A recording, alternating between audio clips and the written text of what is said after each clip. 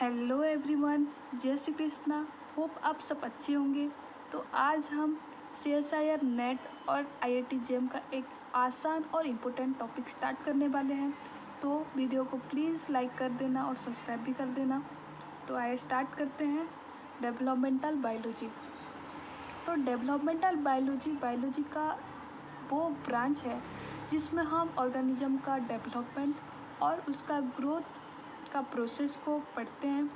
तो स्टार्ट करते हैं फीमेल रिप्रोडक्टिव सिस्टम। तो फीमेल रिप्रोडक्टिव सिस्टम में हम पढ़ते हैं यूटेरस। तो आइए जानते हैं उसका सभी पार्ट्स। तो यूटेरस का मेन पार्ट होता है उसका ओवरी। ओवरी में एग प्रोडक्शन होता है और हमारा जो एग है वो फेलोपियन ट्यूब के थ्रू यूटेरस में एंट्री करता है। फेलोपियन ट्यूब का दो पार्ट होता है जो है इस्थमस और एम्पुला। देन हमारा एग यूटेरस में इम्प्लांट होता है। तो फिर जो स्पर्म है वो वेजाइना और सर्विस के थ्रू यूटेरस में एंट्री करता है। ये था यूटेरस का बेसिक। फिर जो गर्ल्स हैं उनमें मेंस्ट्रुएशन 12 से 13 ईयर में स्टार्ट हो जाता है और फर्स्ट मेंस्ट्रुएशन को हम मीनार्क बोलते हैं। मगर जो oogenesis है, फॉर्मेशन ऑफ ओवम, वो बिफोर बर्थ स्टार्ट हो जाता है। मतलब सारे ओवम बर्थ के पहले ही बन जाते हैं और प्रोफेज के डिप्लोटिन स्टेज में अरेस्ट हो जाते हैं और प्यूबर्टी के बाद ही उनका फर्दर ग्रोथ होता है। तो फिर हम जानते हैं कि फीमेल में ही यूटेरस का डेवलपमेंट क्यों होता है।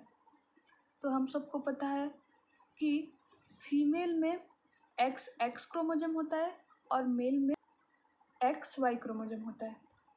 तो मेल का जो Y क्रोमोसोम है उसका जो शॉर्ट आर्म है वो मुलेरियन इनहिबिटिंग सब्सटेंस रिलीज करता है जो कि इनहिबिट करता है डेवलपमेंट ऑफ मुलेरियन डक्ट। और यहाँ फीमेल में Y क्रोमोसोम एब्सेंट रहता है तो MIS भी प्रोड्यूस नहीं होगा। तो यहाँ पे क्या डेवलप होगा, मुलेरियन डक्ट।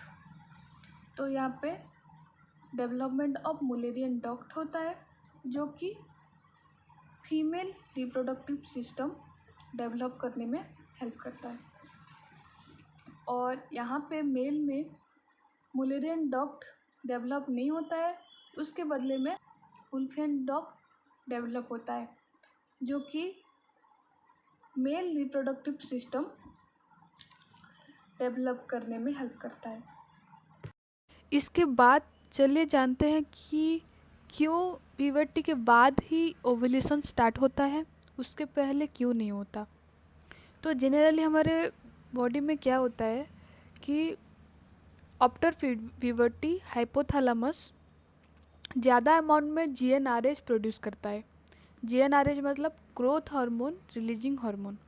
इसके रेस्पॉन्स में पिट्यूटरी जो है वो FSH और LH सिक्रेट करता है जो कि रेस्पॉन्सिबल होता है ओव्यूलेशन के लिए। और FSH जो है वो फीमेल में मेंस्ट्रुएशन इनिशिएट करने में हेल्प करता है।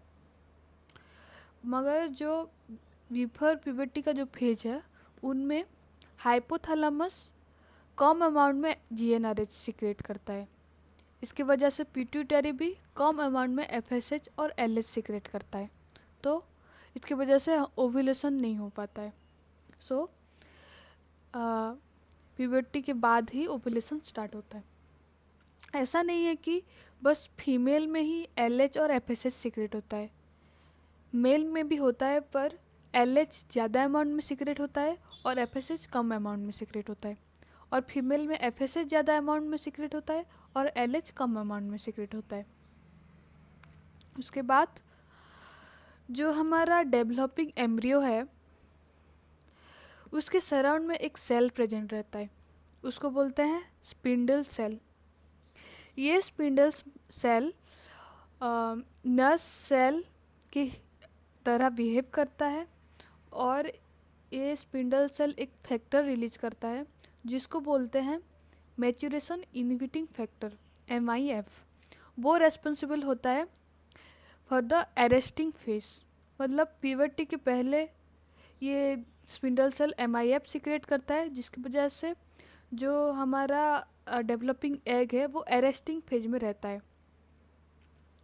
आप यहाँ पे देख पा रहे होंगे कि स्पिंडल सेल के ऊपर एक रिसेप्टर रहता है, FSH रिसेप्टर।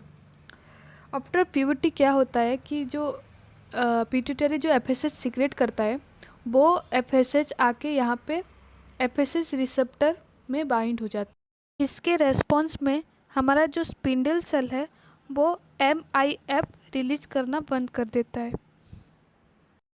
फिर हमारा जो सेल है वो अरेस्टिंग फेज से बाहर हो जाता है। यहाँ पे जो स्पिंडल सेल है वो एस्ट्रोजन रिलीज करता है और ये एस्ट्रोजन दो तरह के फंक्शन परफॉर्म करता है, एक है एंडोक्राइन फंक्शन और एक है ऑटोक्राइन फंक्शन।